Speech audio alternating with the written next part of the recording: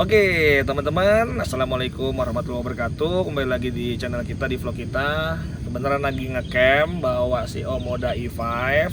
Nah, saya mau bikin konten tentang perlengkapan apa aja gitu ya yang harus dimiliki sama pemilik si mobil listrik gitu ya. Pemilik mobil listrik ya, terutama sih Omoda E5 lah ya gitu.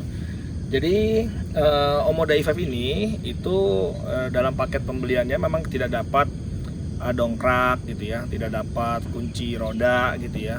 Dan banyak sih yang nggak didapat gitu. Dan saya berharap ini bikin konten ini bisa jadi apa ya, masukan buat teman-teman semua yang nonton atau terutama pemilik Omoda E5 itu untuk prepare alat-alat itu teman-teman gitu, karena karena saya pernah di komunitas mobil listrik juga yang lain, dan banyak kejadian-kejadian mobil listrik itu yang bannya bermasalah, entah bannya pecah di jalan, kempes atau kena paku, tapi pakunya yang besar gitu misalkan ya. Jadi apa aja sih yang perlu dibawa gitu ya, yang ditambah dibeli supaya kita bisa taruh di mobil. Oke, ikutin teman-teman, saya sekarang masuk ke bagasi ya. Kita buka bagasinya. Oke, kita buka bagasi, mungkin bisa mendekat nanti. Nah, dalam paket pembelian itu memang kita cuma dapat tire repairing kit teman-teman. Nah ini kita hanya dapat ini nih. Nah kita hanya dapat ini sama segitiga paling ya, sama ini nih. Nah ini yang saya keluarin lah ya, yang didapat sama Omoda itu. Nah hanya ini nih, kita dapat segitiga pengaman, segitiga ini. Terus dapat ini tire sealer ya. Jadi ini tire sealer sekaligus dia di dalam mungkin sudah bertekanan. Jadi teman-teman kalau misalkan bannya itu bermasalah, kempes, misalkan kena paku gitu, teman-teman bisa pakai ini. Ini sih di mobil-mobil listrik yang lain juga sama seperti ini juga. Nah itu teman-teman bisa nih masukin ke dalam pentil ban gitu ya, ke pentil bannya yang bocor. Setelah itu teman-teman bisa buka ini gitu ya, teman buka, otomatis dia akan masuk cairannya itu plus sama udaranya, sama angin yang bertekanan itu akan masuk ke dalam ban. Nah itu intinya dapat itu sama aparnya mereka Piton Fire Extinguisher. Jadi gambarnya aja ular kobra. Jadi ini aja yang didapat teman-teman, nggak ada lagi. Nah sementara beberapa kasus teman-teman, beberapa kasus para pemilik mobil EV atau mobil-mobil hybrid itu kan sekarang udah nggak pernah dikasih ban serep ya, udah nggak pernah dikasih ban serep. Jadi kebanyakan kalau terjadi apa-apa dengan bannya tuh mereka kebingungan gitu. Ya memang sih kayaknya kalau sekarang itu ATPM itu lebih ke arah kalau memang ada apa-apa ya si pemilik itu mungkin ini aja telepon ERA gitu, emergency road assistant gitu. Masing-masing ATPM kan pasti punya ya. Intinya tuh bisa di towing atau langsung di storing sama pihak dealer terdekat untuk dilakukan perbaikan gitu ya. Tetapi kan kadang-kadang kalau kita lagi bawa Omoda kita, misalkan kita lagi ke Purwakarta atau kita lagi keluar kota atau kemanapun gitu yang sifatnya dealer jauh, towing jauh, sementara kita kejadian gitu ya, kita pakai ini ternyata nggak membantu. Misalkan pernah kejadian-kejadian itu bannya itu kena pakunya, bukan paku kecil aja tapi baut gitu, baut yang gede, itu udah nggak bisa membantu nih teman-teman, nggak bisa membantu. Atau robek, misalkan robek samping atau robek besar lah gitu, ini nggak bisa membantu banget sudah.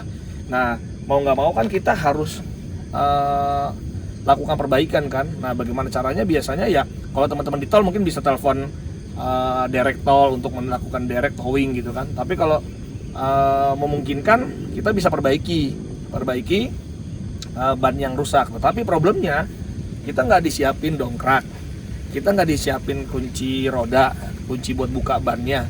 Jadi teman-teman harus siapin semua. Nah maksud saya konten ini saya buat jadi buat teman-teman prepare apa aja sih yang harus disiapin. Nah nih contohnya kayak saya nih berangkat dadakan aja nih, punya di mobil listrik saya yang lain saya pindahin dulu sementara gitu teman-teman.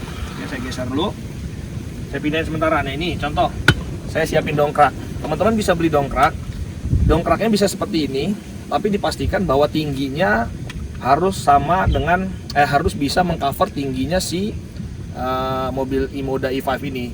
Jadi tingginya ini harus bisa mengangkat ya, teman-teman bisa mengangkat mobil kita, mobil si Omoda ini gitu ya. Jadi ini teman-teman siapin dongkrak gitu ya.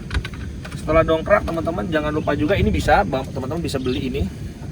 Ini alat bantu untuk buka dongkrak ya. Untuk waktu saat kita mendongkrak itu kita biar nggak diputer-puter. Jadi pakai yang seperti ini tuh. Jadi enak. Kalau mau ngendorin tinggal pintu ke belakang. Nah, gitu. Ini bisa juga teman-teman beli. Terus sama nah ini teman-teman. Nah, kunci ban.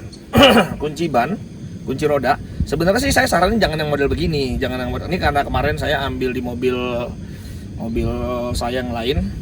Nah, adanya ini ya saya langsung masukin aja karena saya khawatir nanti perjalanan dari rumah ke sini tiba-tiba terjadi apa-apa, butuh evakuasi ban harus dicopot dibawa ke tukang tambal ban atau misalkan dibawa ke di repair lah intinya gitu. Nah, saya nggak ada kunci ban, saya percuma juga saya bawa dongkrak tapi nggak bawa kunci roda kan. Nah, kunci roda untuk Omoda ini teman-teman itu adalah ukuran 17. Nah, kita lihat coba yuk, sini yuk. Nah, teman-teman bisa lihat rodanya di sini ya. Nah, ini roda kita. Ini kuncinya 17. Ya, teman-teman nih, ini 17 yang ini nih. Ini 17 nih ada 23. Enaknya sih yang palang begini memang bisa banyak ukuran ya. Tapi kalau bisa sih beli yang satu aja. Yang satu khusus untuk Omoda aja 17. Ini 17 saya coba masukin. Nah, pas ya teman-teman ya. Pas. Jadi teman-teman kalau mau beli ukuran 17 intinya itu. Oke. Nah, terus saya mau kasih tahu juga, mumpung lagi masih di ban, teman-teman di sini teman-teman ya. Setiap ban baru itu teman-teman itu pasti ada kode ini nih. Nih, coba bisa didekatin ke bawah sini di bannya. Nah, ini ya. Ini ada stiker warna biru sama kuning ketemu ya. Biru dan kuning ini ketemu. Nah, biru dan kuning ketemu ini artinya ban ini tuh sudah dibalance teman-teman. Jadi sudah dibalance ya, sudah dibalancing. Dan kalau misalkan teman-teman melakukan pergantian pencopotan ban, misalkan bannya bermasalah, bannya itu misalkan sobek mau di repair ke tukang tambal ban, biasanya tuh kalau yang agak-agak besar gitu ya, itu namanya tambal ban tip top. Nah, tambal ban tip top itu bisa memperbaiki luka-luka ban yang besar, mau luka samping, robek besar gitu bisa dengan tambal ban tip top karena dia mengisi karet lagi gitulah dengan cara dipres, dipanasin gitu ya. Nah, saat nanti dikembalikan lagi ke peleknya itu kode itu yang kuning tadi ketemu biru itu, tanda itu harus ketemu lagi. Kalau sampai itu nggak ketemu, itu teman-teman harus balancing lagi.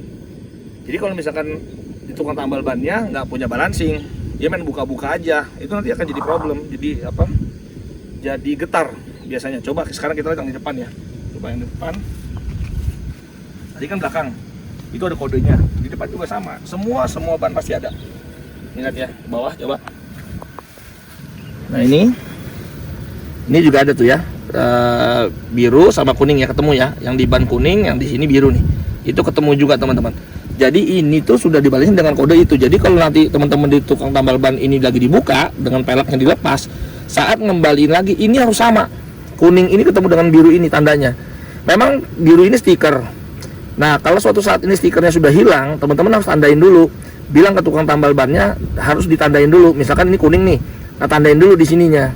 Di sini kasih spidol dulu kayak. Jadi saat nanti ini dikembalikan, ini kan ban dicopot ya dari peleknya, saat dikembalikan dia harus sesuai dengan spidol kita tadi kita tandain gitu teman-teman. Oke. Jadi kita kembali lagi ke belakang yuk, kita kembali lagi ke belakang.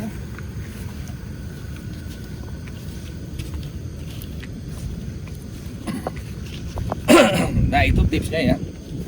Itu tipsnya buat teman-teman kalau terjadi mau perbaikan ban dengan melepas peleknya gitu. Jadi mau nggak mau harus diperhatikan tanda itu. Kalau tidak dipastikan mobil teman-teman pasti akan getar. Ya kecuali kalau teman-teman mau balancing ulang, nggak apa-apa juga kalau dibalancing. Oke, selain dongkrak, terus sama kunci rodanya gitu ya. Nah, teman-teman juga saya berharap sih punya juga yang namanya ini. Nih, ini itu ada. Oh, sebelum ini kita masuk ke sini.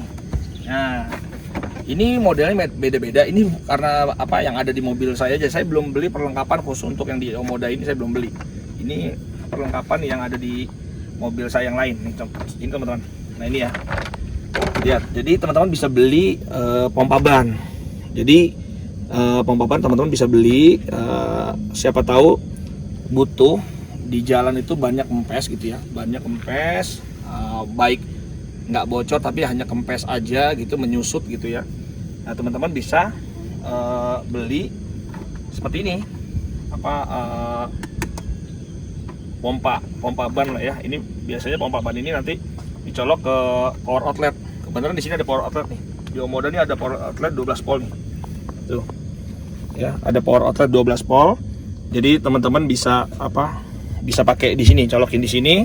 Itu nanti bisa ngisi angin. Nah, kayaknya ini penting juga. Ini modelnya macam-macam. Teman-teman bisa beli yang paling simpel lah. Ada yang lebih kecil, ini kan pakai tempat ya. Saya sebenarnya pakai tempat ini karena ini komplit teman-teman. Ini komplit tuh. Di sini ada fuse, sikring, ada tambal bannya juga tuh. Ya, teman-teman bisa kelihatan ya. Ada tambal bannya juga. Jadi ini tuh komplit. Dia ada alat tambalnya juga. Saya kadang-kadang kalau teman-teman yang mungkin senang ngoprek gitu ya, biasanya kalau terjadi bocor, saya dongkrak. Setelah itu saya kasih air aja, terserah mau kasih air sabun atau air aja, kelihatan atau ada pakunya gitu, saya biasa evakuasi sendiri. Setelah itu saya tambal sendiri pakai tambal yang model begini dari luar. Kecuali kalau lubangnya besar mungkin pakai tambal tip top ya, harus diperbaiki tadi ya. Tapi kalau cuman hanya paku aja, biasanya saya pakai tambal ini aja, saya masukin sendiri, saya pompa sendiri. Jadi saya evakuasi sendiri lah intinya gitu teman-teman. Jadi pertama tadi teman-teman harus punya ini ya, ini juga nih pompa angin.